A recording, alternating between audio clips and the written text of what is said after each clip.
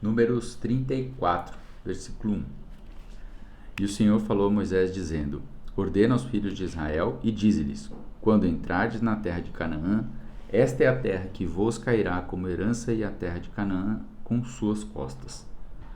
Então o vosso lado sul será desde o deserto de Zim, passando pela costa de Edom, e a vossa fronteira sul será desde a extremidade do mar de Sal para o oriente. E esta fronteira declinará do sul para a subida de Acrabim e passará até Zim. E as suas saídas serão do sul a Cades Barneia e sairá a Hazar-Adar e passará a Asmon. E a fronteira virará de Asmon até o rio do Egito, e as suas saídas serão para o mar. Esses versículos querem dizer que o lado sul da fronteira começava com o deserto de Zim, de onde os espias voltaram com o relato. A linha se estendia ao nordeste até o extremo sul do Mar de Sal, Mar Morto, evitando o território de Edom, ao lado oeste de Marabá, e em seguida indo para o oeste do deserto de Zim e gradualmente virando para o noroeste. A fronteira ia ao longo dos limites do território edomita, para evitar quaisquer outros conflitos com aqueles que proibiram a passagem de Israel quando este se movia para a Transjordânia. A descrição continua mais ou menos em uma linha ao sul da subida de Acrabim, subida dos Escorpiões, e adiante atravessando o lado sul de Cades Barneia e avançando para o rio do Egito, logo ao sul de Rafá e da faixa de Gaza. Em seguida, a fronteira seguindo o ribeiro nordeste até o mar Mediterrâneo. Versículo 6. E quanto à fronteira do ocidente, tereis mar grande como fronteira. Esta será a vossa fronteira ocidental. Esse versículo quer dizer que a fronteira do ocidente era a barreira natural formada pelo mar grande, isso é, o mar Mediterrâneo. Versículo 7. Esta será a vossa fronteira do norte. Desde o mar grande marcareis até o monte Hor.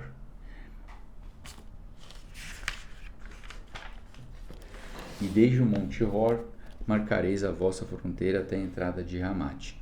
E as saídas da fronteira serão até Zedade. E a fronteira sairá até Zifron.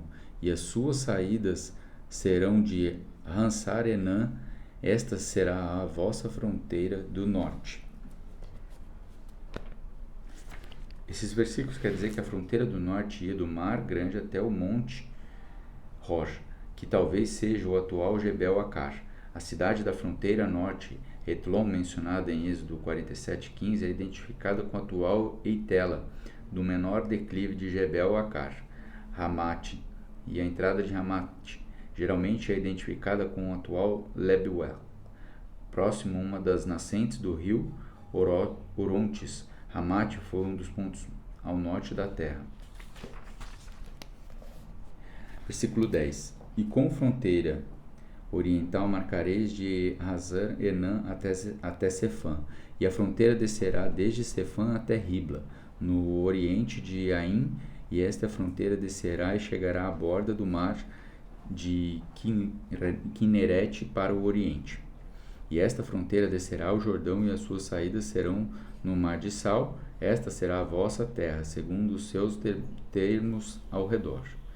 Esses versículos quer dizer que a fronteira ocidental começa em Hazar-Enã, que tem sido associada ao oásis de Caritaim, ou a atual Adar, nos arredores do Monte Hermon. A fronteira continuava ao sudeste, em direção a Sefã, localizada desconhecida, e em seguida para o sul, rumo a Ribla, depois contornando ao leste de Aim, e seguindo para o extremo leste do mar da Galileia, Quinerete. A cidade de Aim nascente pode ser identificada como uma das nascentes que abastece o rio Jordão. A fronteira ia até o lado leste do vale de Ulé, alto do Jordão, descendo até o mar da Galileia, e que incluía uma estreita faixa de terra do lado leste do rio Jordão até os menores declives da colina de Golã. A partir do mar da Galileia, a fronteira oriental descia junto ao rio Jordão até o mar Sal, o Mar Morto, em uma distância de cerca de 95 quilômetros, apesar do rio em si fazer várias curvas, o que totalizava mais de 160 quilômetros. Versículo 13. E Moisés ordenou aos filhos de Israel, dizendo: Esta é a terra que herdareis por sorte, e que o Senhor ordenou que fosse dada às 9 tribos e à meia tribo, porque as tribo dos filhos de Ruben, segundo a casa de seus pais, e a tribo dos filhos de Gade, segundo a casa de seus pais, já receberam a sua herança, e a meia tribo de Manassés já recebeu a sua herança. E as 2 tribos e a meia tribo receberam a sua herança desde o lado do Jordão, perto do Jericó, do lado oriente ao nascente. Esse versículo quer dizer que Moisés cumpriu a tarefa que foi dada. A responsabilidade de levar a cabo estas instruções seria de Josué, filho de Num, seu sucessor. A descrição da terra por sorte, de acordo com o tamanho relativo de cada tribo, foi concluída sob a liderança de Josué. Esta distribuição se aplicava às 9 tribos e meia que se estabeleceram ao oeste do Rio Jordão, considerando que as outras 2 tribos e meia já haviam recebido 2 porções, de acordo com as descrições em Números 32, 33 e 42. As fronteiras refletiam os limites territoriais ideais para a terra de Israel, tal como delineado para a instrução de Deus. Contudo, essas fronteiras não se concretizavam totalmente até o tempo da monarquia unida de Davi e Salomão. Versículo 16. E o Senhor falou a Moisés, dizendo: Estes são os nomes dos homens que vos dividirão a terra: Eleazar, o sacerdote, e Josué, filho de Num. E tomareis um príncipe de cada tribo para dividir a terra por herança.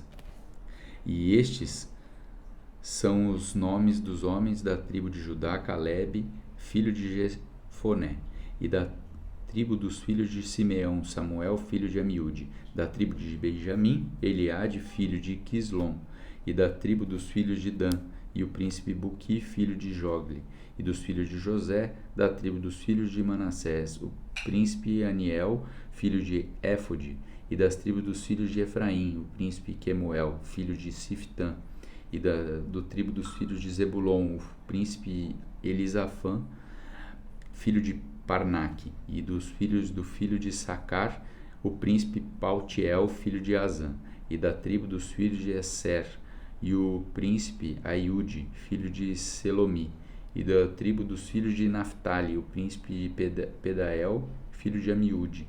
Estas são aqueles que o Senhor ordenou que dividissem a herança entre os filhos de Israel na terra de Canaã.